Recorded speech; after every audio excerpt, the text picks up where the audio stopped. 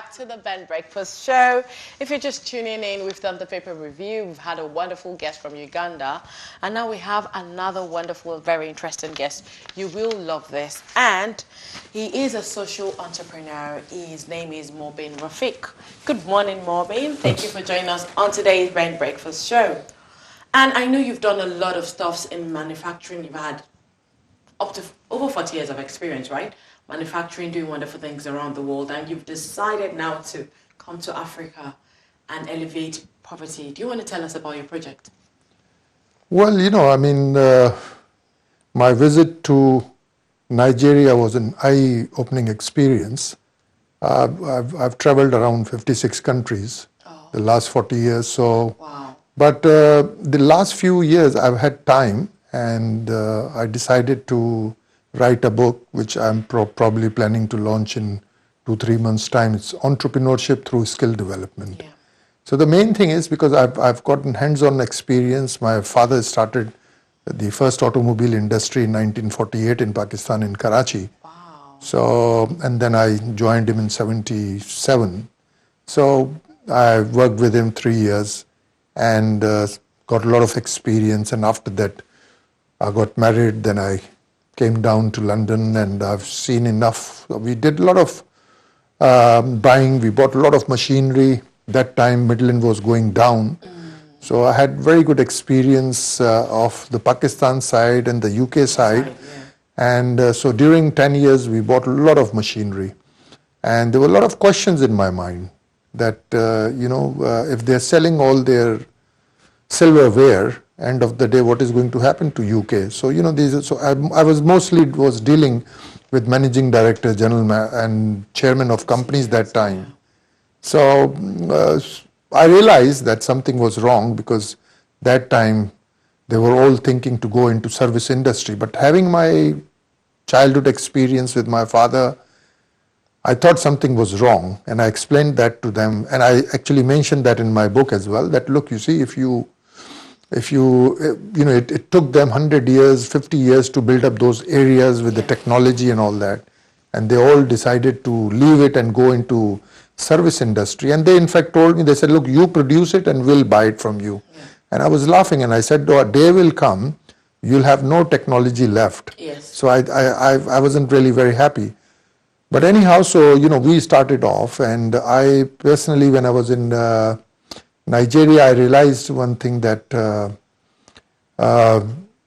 Pakistan can really help Nigeria. We already have a very good relationship, by the way, because most of my friends have been traveling there. So looking at the situation there, there's too much potential What in Nigeria. What you noticed in Nigeria that you felt, okay, I need to do something about? I think I realized that the youth, which is my main concern, that I realized that end of the day, the potential is there, the money is there, something needs to be done. I think the most important thing which I noticed is, obviously apart from infrastructure and all that, I don't want to go into that because that can be done. Yeah. But the main thing is this, that you need to help these youngsters. So my main concern is that you need to have vocational training centers there. That is what is badly needed, because vocational training center will produce more entrepreneurs, and vocational training center will give you more skill development. Yeah. And until unless, so end of the day, even if you can provide a skill to these youngsters, they'll be able to make a new life, and they can literally do anything. True. So this is where I feel that vocational training center, and then you can produce as many entrepreneurs. So if you have 100 entrepreneurs, one of those entrepreneurs will be able to probably employ thousands of people. So out of 100, definitely one is going to be successful. Definitely. So I think that is. What part of Nigeria did you visit? I visited mostly north side of, and I think because I was told what I've seen from Abuja, and then when I went to these northern areas, I realized that it's a food basket situation. They've got a lot simple life, and there's a lot one can do, because I realize all the food is coming from that side to the south. Yeah. So I thought that South is very saturated, South has got a lot of technology, South is too prosperous, but the north side I realized that there's a lot can be done. And I met a lot of federal ministers, I met a lot of celebrities out there, and I was very pleased that they confirmed my views that, I see a very big vacuum in north, and I realized that a lot can be done. Yeah, so what are you thinking of, doing in the northern part of Nigeria? Well, I think, first of all, where I was really shocked is that, look, I started in 1980, especially and in that time in Pakistan government, we decided to produce tractors in Pakistan. Okay. So I still remember one of my very senior chairman of PACO, he was a retired lieutenant general, and in fact he used to study with my uncles in back days in Aligarh. Yeah. And when I met him, he was very happy. He was the chairman of Pakistan Automobile Corporation. Okay. And I still remember I was very young, and when I remember when I told him every 6 months I'm going to set up one industry. So he was just looking at me. He was just laughing, and and I still remember that he immediately called his few other colonels who were working in that organization and called them and said, look, this is the reason I like these youngsters, and because he knew my bit of my family background, so he knew whatever I was talking. And frankly, he being a lieutenant general, and he was a celebrity in Pakistan. And I still remember then when I started my first industry, I still remember that that was around 35 kilometers from Karachi. Yeah. And so we invited him to come and visit our factory. But for some reason, he was not willing to. I still remember it was slightly raining that day. And I was going to my factory and I saw his car. And said, let's go. And I just overtook his car in the middle of nowhere. He got scared. And he had another appointment with another very big company. So I said no. So that was no. So I took him to my place and he then called them that, look, I've been kidnapped on the way.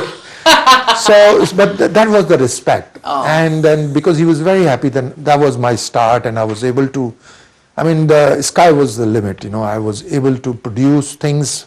Whatever I produced in Pakistan was first time in Pakistan. So what were the things you produced in Pakistan? I think the first project I did was a gasket manufacturing plant for trucks and cars. And the second one, just after 6 months, I developed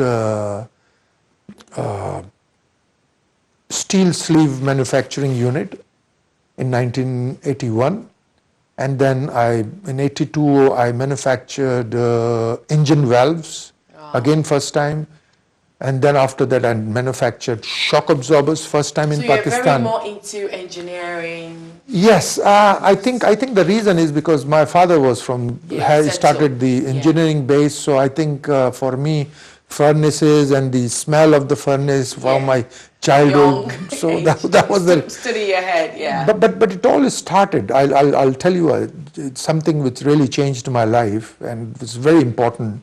So when I joined my father, so in the first probably 6 months, I was able to develop a small component. And to cut it short, that component I was producing it probably for $1, and I was selling that product for $10 or $15, and I produce in thousands. Wow. So there I realized that I just used one small machine. I used an expertise of my father's factory guy, and I realized all of a sudden that the future is in manufacturing. So what I'm saying is this, that I started as micro.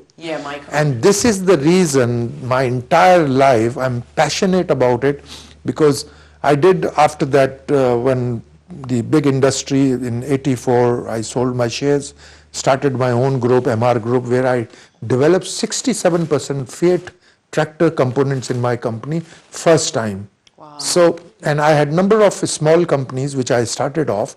So this is the reason I realized that from small we made them big. And this is the reason my passion for MSMEs, micro, small, medium enterprises. So when I went out there, this is where I realized that these guys actually need SMEs or MSMEs. The potential is there. All they need, if we can give them a skill, end of the day, you provide them a skill, like somebody say you teach a person how to catch a fish. That's okay, but end of the day, here we need to teach them. I mean, Nigeria is not a poor country. They've got a lot of money. Yeah. But if the money is well spent, yes. believe me, there's so much one can do there. Yeah. It's a land of opportunity. It is. And a lot one can do. Very true. So now here I have the solution to alleviate the global poverty through MSMEs, that's micro, small, medium enterprise industrial parks. Tell us about that. Well, very, very, very important question. When I started off in the biggest industrial estate in Pakistan, in Karachi. Okay. It was the first industrial estate which our founder of Pakistan inaugurated it. So in my area where I started my industry, this is being the biggest. So literally all around my unit, this was a land of opportunities. Technologies were available. So we had mostly textile industries, we had engineering industries, and I was in the center.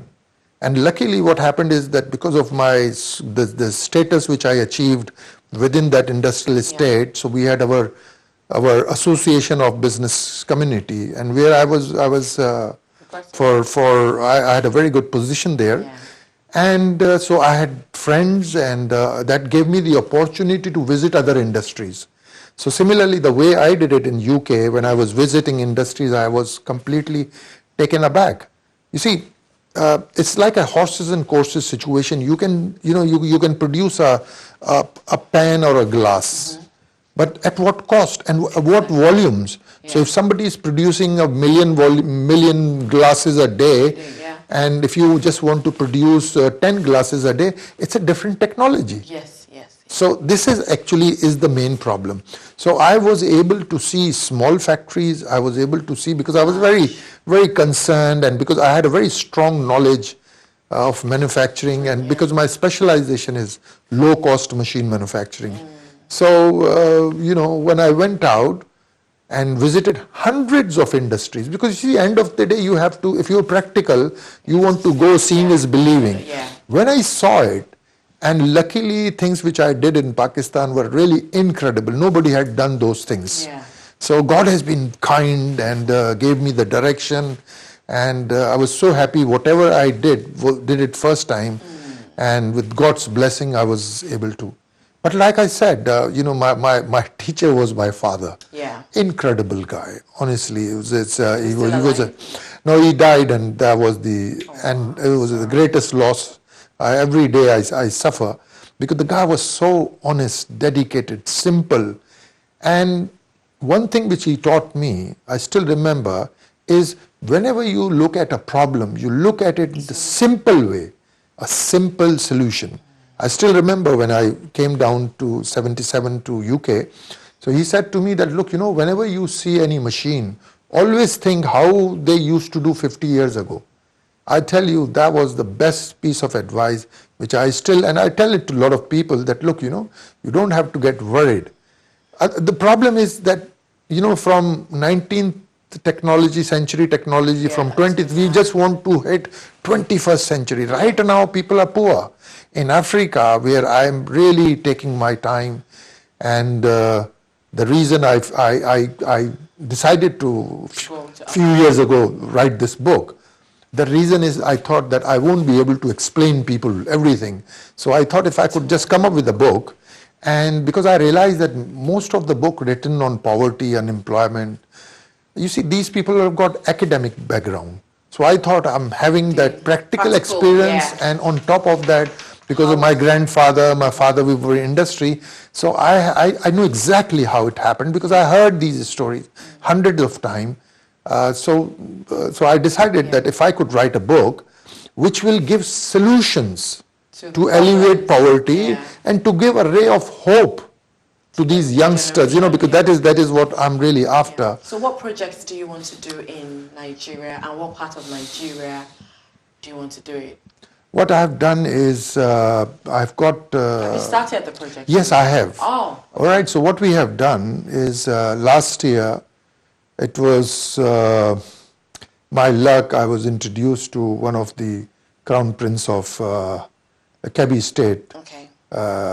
Mr. Mira, and surprisingly, I met him in London actually, and for some reason, he gave me a lot of respect, and I could see that he had the same vision which I had. So I think this is how it all started, and then he invited me, and when I saw it, and then after that, sky was the limit, and I thought, this is it. So it is seriously my start. All the compliment goes to Crown Prince Mira of Kebbi State, and then I went out there, saw the places, because it was important for me to see things with my own eyes. Yeah, definitely. And then I realized the strength. This is how it, so we've just developed a small factory there, where we intend to assemble motorcycles, three-wheel rickshaws and stuff like that. But during the same time, realizing myself and the prince, we decided, and I met a lot of other celebrities out there. So what we have decided is to set up small industrial parks. Okay. Now, the thing is, when I'm saying a small industrial park, is because I have my one of my partner in London, Michael, is a very, very good friend of mine, and so he's been able to introduce me with very, very big organizations, state corporation from China. But you see, the thing is, their interest is doing bigger projects. Yeah. And so Michael and myself, we are still going around. But the small, they've just done a very big project, industrial park in Ethiopia. Yeah. But my thing is this: we don't want to have all our eggs in one basket. So our idea is we've got 36 estates, and we will go to all these governors, because the problems are everywhere. Yeah. So we thought that instead of... So are you thinking of having that industrial park in each state? Yeah, that is what we are interested to provide, a vocational training things there. Okay. To start with, we can start small there and come up with the product, which product we can do there. Because end of the day, you need to find that each state has got its own advantage. So, definitely. So we want to tap that advantage, and there's no point for me to do something which they don't even understand. Yeah. So we want to keep everything simple, small technology which requires more labor intensive, because what's the point going into set up a project with the robots and all that. So I'm there to... And the labor will be Nigerians, right? Absolutely. What we intend to do, bring in people from Pakistan, few people, 3-4 people for each project, with their expertise and under their supervision, so that in a month or two they train, off they go, and they go into a different place, and that's it. So we just want to replicate. So on this paper I have in front of me, I have like a little plan of what you want to do. I've seen corporate farming, I've seen healthcare, I've seen textile, CT, auto park. Are these all the things you're going to build? Schools in the industrial park? Yeah, you see, thing is, what I believe in one thing: small is beautiful. In fact, I have a chapter in my book on that. And I understand that what the difficulties which we faced in Pakistan, especially the last 40 years, and Pakistan was taking off. Definitely. So I was involved in many government committees, or I was involved into 5 years plans. So I still remember that the difficulties which we faced, I thought that I could replicate the same issues in Nigeria, because we've done it. Look, I give you an example. I was just recently watching a TV on Nigeria along with my partner, Prince Mera, and I saw that one of the minister of agriculture was saying that there are only 7,000 tractors in Nigeria. I had a shock of my life. Reason is because 40 years ago when we started in Pakistan, we were doing in Pakistan 25,000 tractors a year. So now if somebody is telling me, a minister level, that we've got 7,000 tractors, I had a shock of my life that how many tractors you require. I was just visualizing. So 40 years ago, we were doing 20 to 25,000. There was Massey Ferguson tractor, there was Fiat tractor, and there was Russian Belarus tractor. So these three tractors. So I was just visualizing, and then slowly we increased the capacity. And there was a few years ago, we were doing 90,000 tractors a year. So you can imagine the difference. So, and then it was developed. So we developed in Pakistan near around 85 to 90% tractor locally. So that's mean that with our experience, and luckily my experience, because we are the largest engine reconditioner there also in Pakistan, which is our 72-year-old business, which been taken care by my brothers. So we've got the technology, we've got it. So I thought that, if I could bring in the simple things there, tractors and implements and especially the textile side, I'm very keen because I've studied. So the textile side, are you going to bring in machineries to make fabrics, to make textiles? Are you going to bring machine in from, I don't know where you're going, Pakistan, from China, for people to be making fabrics? You see, it's a textile is an interesting topic you have started now, so I want to give you a little bit of it. Okay. Look, Bangladesh, they don't produce 1 kg cotton, and they are the largest garment exporter. Yeah. What they do, they just import the fabric and they stitch it. So this is how they started off. Okay. Again, this was probably 30 years ago they started off, and now they become a giant as far as the garment is concerned. But even during the same time period of 20 years, they moved into the weaving sector. Yeah. All right, so now they're importing the machinery because you see they're importing billions of dollars worth of.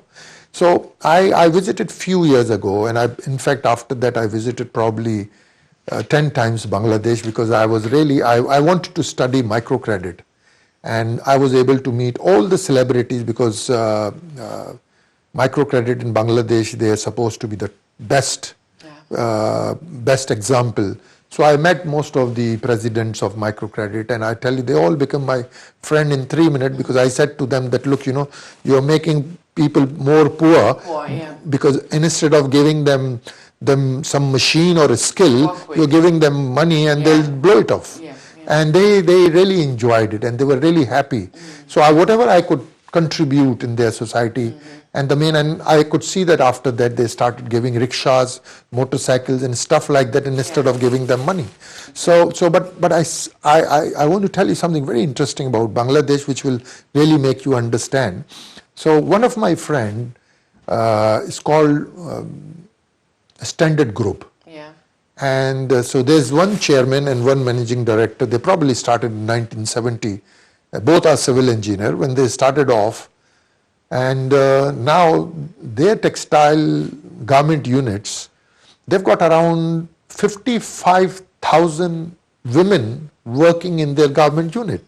Now this is just one company I'm talking about, so you can visualize. So they've got around 4 million people working in their textile industry. Yeah. So if they can do it, I really don't see why it can't happen. So this is another thing I have in my mind, to set up a small textile unit. Now for that I had to go back into the internet. I had to find what happened in Kano and Kaduna, where you had these textile projects. Yeah. When I studied, I could see that there were problems. I was about to say that. What has been your challenges so far trying to do this kind of project in Nigeria? I think I have to study, consolidate, because I wouldn't like to fail. I've been listening, I've been talking, I've met most of the diaspora in London. Amazing people I've met also, and they're all very excited. And because the main thing is you need to start small. Yeah. And so these are few things. I'm meeting people because my main objective is with my partner Prince Mera is to expand. And I've met a lot of very good people who Have really. you experienced any challenges in Nigeria itself? Like trying to, you've started the project already, obviously you've not finished. But what are the things? I think the challenges are very simple, which can be looked into. So I'm really not too pushed about it. It's just matter of time. And Do you want to share it with us? yes, I will. So first of all, local knowledge, So I was very lucky because I had the practical experience. So I was asking pertinent questions with people, and I got that. Then another thing is this: I was able to go and meet as many federal ministers and ask them. So I just felt home that it is like Pakistan. I can go and as long you make sense, people respect you that you are there as a foreigner coming here. So I said either you can learn with my experience because I want to do it because I'm comfortable. I like the place. There's nothing wrong. People are very good. So the problems is local knowledge. Okay. Infrastructure, yes, but look, you can work out something because end of the day, electricity is another problem, water is a problem, then malaria is another problem. You get your vaccination before you go. Did you take your vaccination? Yes, I did. Yeah. Yes, I've got my yellow fever and all that. And all that. But the thing is that that's not something that I would. But I said. Vocational training center. They need to be trained. But what would be the challenges for maybe that's your own personal challenges, trying to know the environment, obviously trying to understand the people. But what would be the challenges of the project in terms of you want to bring in some machineries into Nigeria? What have been the things? I think I don't have those problems because luckily my partner has got 30 years customs. He was a deputy director general of customs. Okay. So he took a 2-year early retirement. Okay. So I'm very lucky. I don't have these issues because all those headaches are his headaches. Yeah. So he'll be able to do it. But we're looking into it and we're trying to find, because my main concern is that from Nigeria, I can operate in West Africa. So whatever we produce, West Africa is another very big market. Oh, definitely. So the whole idea of mine is, and this is one reason we are looking into various projects, but obviously the industrial park, my concept is totally unusual. The reason is because you already have few industrial parks in Africa. You already have industrial park in Lagos and in many, even in Abuja. But the difference is my thing is completely different. My setup is small. I don't want to go for a mega project. I want to. But in the meantime, in my industrial park, I want to provide accommodations to the people, nice, small houses. So I'm working on low-cost housing, which is my passion for the last 8 years. I have done sort of PhD on that because, so low-cost housing, so we want to, on one side of the small industrial park, we've got the housing thing. On the other side of the industrial park, we've got renewable energy. Yeah, that's solar. And solar system, and then we've got a small college, we've got a small hospital. So literally, we're trying to do that within one small place, we'll be able to, so there's no transportation problem, there's no nothing, small place, we'll do it, whatever and then slowly we expand it. So that'll be you've started in Kebbi at the moment, right? Yes. So to be in Kebbi, so one for each state, right? That's what we want. We got a land there in Kebbi now, around 116 hectare, and there's another land we have is 100 hectares. So we're planning, we're doing it. How do we go about it? Yeah. But the main idea is I don't see any problem because now I don't need to convince anyone. You see, in Nigeria, people beginning to understand that if they don't work, then people will shunt them out. So it's a serious matter, because people can't take promises. They expect people to come up. So it's a very serious situation. Yeah. Because there's a lot of poverty and how long people can remain. So there's a very disparity there, and it really concerns me that because I know end of the day. Everyone has a right to own a small house. Yeah, definitely. Everyone has a right to have like just basic things. Absolute basic things, they need to. So I think we need to. So I'm quite happy, and I just thought that, I've literally dedicated myself for this cause, and I just. So how long do you think the project is going to? What's the duration of the project? I think it's very simple. If I want to start a small project, it'll take me maybe a year. Okay. But parallel to that, I can start same thing in many places. So I'm not stopping because I'm not doing anything new. I'm just trying to be reasonable. With my 40-year experience, I know because I've seen the industry. So it's nothing rocket science I'm doing it. I'm just trying to consolidate and explain it properly that, look, you have got that land space. Nigeria's got all the land in the world. Yeah. So you don't have that problems. If I go to stay, they'll say, at least they look at me as a ray of hope that I'm saying that, look, whether I do it or you do it, I will help you. Because I don't know, I die tomorrow. But before I die, I like to leave some legacy behind. So you started with Kebi, and you're hoping you've not had any other. Well, I'm talking to a lot of people in different states. In the north I was at the moment, right? North, but also in south also. I've got very good people around. So talking to them, I'm just waiting for the elections to finish. Oh yeah. After May. So that is main reason I'm just and during this time period we've got a lot of work to do because there's a lot of research, there's a lot of things, a lot of time which we are spending on. And you said obviously the whole idea is just to alleviate poverty and to empower the youth. Absolutely. You see, end of the day, look, the thing is, whatever you do in your life, if you do it properly, end of the day, you will also make some money. Definitely. So, because if you don't make money, you go out of business. So my main idea is this: make small money. I give you one example, probably you'll understand. It's been many years I've been trying in Pakistan. Some of my friends and are talking about low-cost housing. You see, we have the technology there as well, everything. But those who are doing this, because you say I was involved into light gauge steel housing there in Pakistan.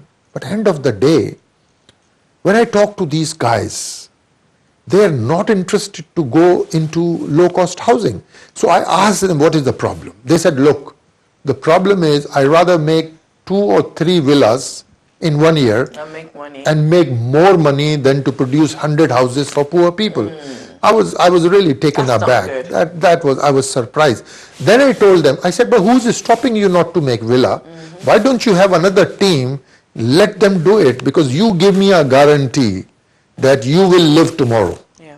I said, whatever you will reap, your children will look at it. Definitely. But it's very difficult to explain. But I keep on talking about it. So nice, very very nice. And funny enough, some days ago I was speaking to a Pakistani friend of mine, and we're talking about how Pakistan has been able to right from the whole, during the war period, all the sanctions, and I think the Prime Minister... That was my period. That was your period, right? The lines are open.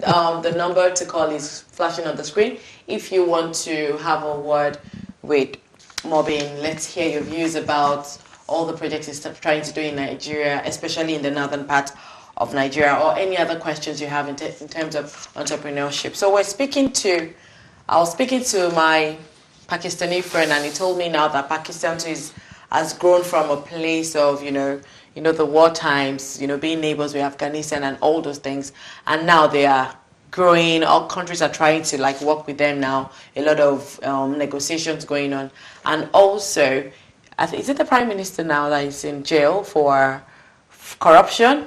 That I think at this point now that people are liking the fact that it's never happened in Pakistan before, that maybe you get someone corrupt and just put them in jail. So Pakistan is going through a revolution right now. So I'm happy that you, obviously as Pakistani, going to Nigeria to do something close to that, trying to empower people, trying to empower the youth. But when you're talking about you mentioned vocational training. Can you talk more about the vocational training, the kind of projects you want to do in terms of vocational training? Yes, I mean, it's vocational training center is a backbone. 40, 50 years ago, the Americans came in and they came up with the concept of polytechnics.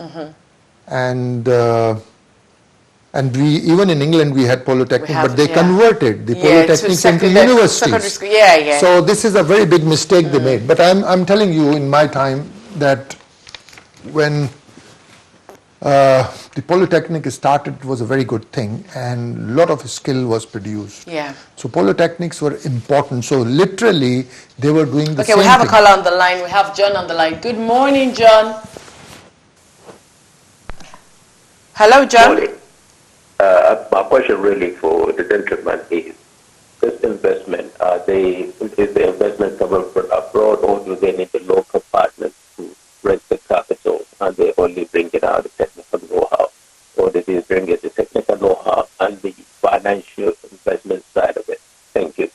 Sorry, John, please don't go. I didn't really hear you. Do you want to repeat the question again?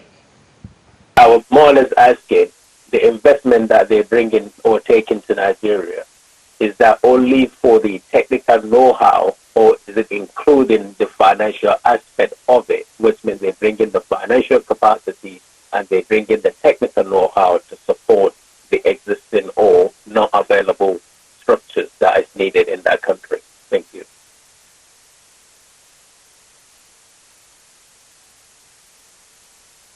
First of all, we are doing small projects, and in industrial park we'll have number of smaller units. What we are doing basically is we not only providing technical know-how, but we will be coming up with the finance as well. But the thing is, because these are small projects, lands are provided by the local partner, the buildings are provided by the local partners. But what we are mainly doing is that right now we are looking into good people in different states. The reason is because it's not a massive investment. We know how to raise funds because that's our business. All my life I know how to deal with. Probably the last 40 years, most of the central bank governors in Pakistan have been my very close friend. So we understand that how to raise fund. Fund is an easy thing if you have a good project. Main thing is, do you have the technical know-how? Yes, we have got the technical know-how and we have the know-how to raise funds. So that's number one to begin with. But definitely we are open. What we are trying to find is like-minded people in different states. So my main idea is that each and every state's got good people. So it's just basically finding people who really wants to do something for their community, because I'm not going to be there full time. Yeah. So, I can be there every month for a week and that's it. I have my family here. Mm-hmm. But the thing is, the advantage is that we can give you that knowledge, experience, and the people to make sure it doesn't fail. So I think I covered this. So let me add another thing. So in terms of managing the projects, who is going to be managing the project? Well, the local people will be managing it. We'll bring in the technical know-how, but we'll train them. It's not, if you have the right people, they can train you quickly. Yeah. And now the world has changed. You got cameras there, you got everything. Okay. You are having daily reporting. You see what is happening. And in manufacturing, it is a very good thing, is because the main thing is initially you develop something. Yeah. And initially, if you have developed it, production is not an issue. Yes. You need one or two experts there and they train people on the spot. So it's not a big deal. If you know the industry, then it's not a problem. Okay, so John, thank you so much for calling. I hope Mobin has answered your question, but if you think he hasn't been able to answer it well, you can still call back and ask Mobin more questions about it, because, and I understand where he's coming from. Everyone is more concerned about, I understand the technical know-how, but they now want to see the financial aspect of it. How is he now going to alleviate the poverty that we're talking about? I remember once I was probably with the chairman of Coca-Cola from Africa. He was there. Oxfam Dame was chairman of Oxfam was there. So I still remember. See, the Coca-Cola, after when, in answering questions session, I still remember they came up with something same. So I said to the chairman of Coca-Cola, I said, look, if you want people to drink your Coca-Cola, create jobs. Yeah. So you see, if you create jobs, there's more prosperity. So I said to him that if there's a prosperity, people will drink more Coca-Cola. You see? So I think it's not a difficult thing. When you create job, they have a earning. Yeah. And those who are hardworking, because you see, in a sense, I remember I met 40 years ago somebody and he said to me something very interesting that time. He said, only fool works for others. And I was completely taken aback that but he was emphasizing that, look, if you have a skill, then you will be able to do your own job. Yes. So skill, like I said, and skill will produce more entrepreneur. Yeah. So like I said previously that, if you got 100 entrepreneur, if you look at it, like I said to you, small is beautiful. If you look at Amazon, if you look at any biggest organization in the world, they all started from a garage, from home, things like that. Yeah. So I'm very passionate about it, and I've done it, and I just feel, because I myself started as a micro project, so I know and in front of me I have seen hundreds of companies in Pakistan who started micro, and they are very, very big. Wow. Okay. So thanks for that answer. So in terms of alleviating poverty, then we mentioned vocational training again. Going back to vocational training, what kind of trainings do we want to give? Is it sewing? Is it, production? Is it textile making? Do you want to let us know the kind of vocational training you want to put in place? Well, when you talk about vocational training center, you've got different divisions. Yeah. So supposing, let's talk from the easy one for me is textile. Textile. All right. Yeah. Now you already have enough old textile companies there. When I was going through, I had to study what was Nigeria problem. Yeah. Because textile, Nigeria was going like this 30, 40 years ago. And then all of a sudden it went down. And the excuse they are mentioning is that the Chinese import. Look, China is no more cheap.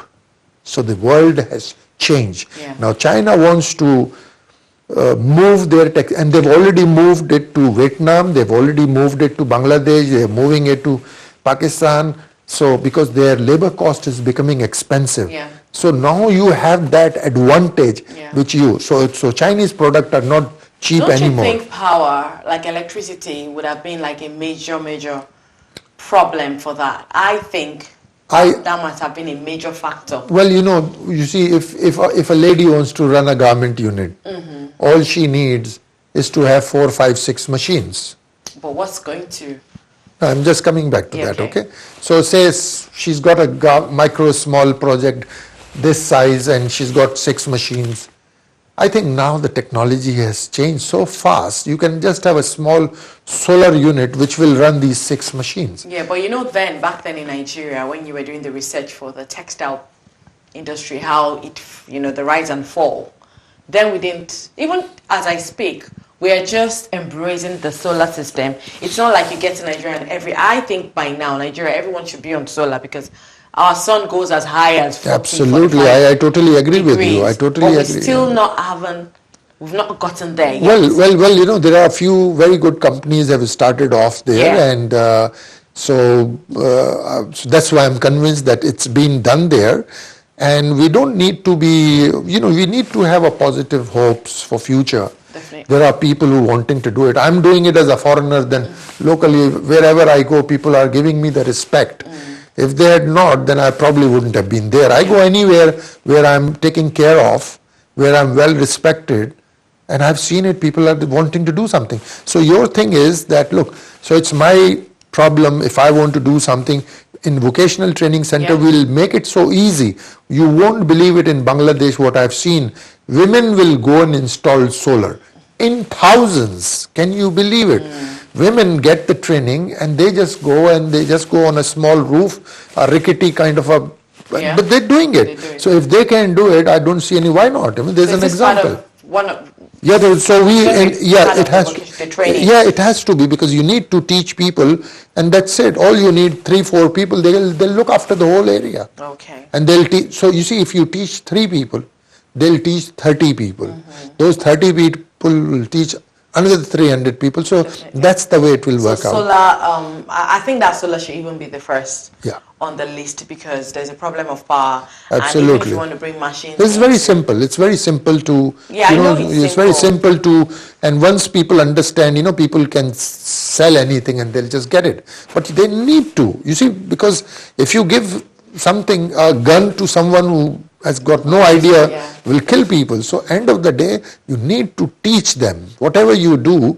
So solar is one thing that we will do, so that, then going back, as I said, as I mentioned it to you, that when you have a, say, in textile, you got spinning, you got weaving, you got processing unit, you got then garment unit. So if it is a big unit, it has got spinning, weaving and processing, that is called composite unit. But we are not talking about at the moment, we are just talking about a small. Now, in weaving, you can start with one loom.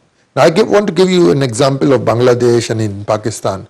You see, we've got, in Bangladesh, they probably would be having more than probably a million handlooms.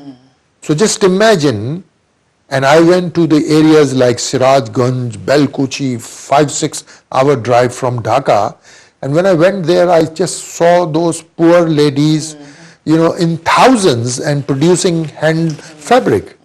Now, when I asked them that how much do you produce, they said 8 meter. And I still remember one of the lady, when I saw this handloom, I'd seen plenty in Pakistan, in Karachi as well. So I said to her, what is your dream in life? Can you believe it, what she said to me? What? She said, my dream is to get another handloom for my husband. So, that is where I was just looking at it. But I don't want to go into it because my engineering background wise, I was able to even develop a textile machine in my company. And I was again the first one, but it's a long story. To cut it short, so I was just thinking that this lady is producing a handloom, and similar even in Nigeria, you got handlooms. But the thing is this, that in handlooms you can only produce maximum 36-inch fabric. And it is a loose fabric. But people buy that in our part of the world, and even here, they buy it because it's hand done. So that's a different class altogether, and a lot of people are making, so nothing wrong with handloom, you can carry on. But end of the day, those people can be pushed forward and to give them, so my idea was that if we give them one machine, she and he will be able to produce 100 meter a day and a good quality 63-inch fabric. So, these are the things which, And these are the things you're looking, obviously, to do. So it's textile, and then we go into engineering. Engineering, we are talking about teaching people how to have a small casting unit, how to have a small forging unit, how to have a small machine shops, where to produce some sophisticated, ordinary things are already being produced. People do understand. We don't have much to go. The time is not always on our side, but we really, really appreciate you, Mobin. I think you need to come again. So that you have to come again, so we can obviously give us the progress of the projects and where the next stage you are in, and the success stories. We'd like to hear that, at least to let people know what is going on and the wonderful things you're doing. I appreciate Alistair and John and you for giving me the opportunity. Thank you so much for coming. We really appreciate it. That's all on today's Ben Breakfast Show. Please join us again same time next week. And whatever you do, be good. Like I always say, have a wonderful day. I am Tommy Badejoko. General House.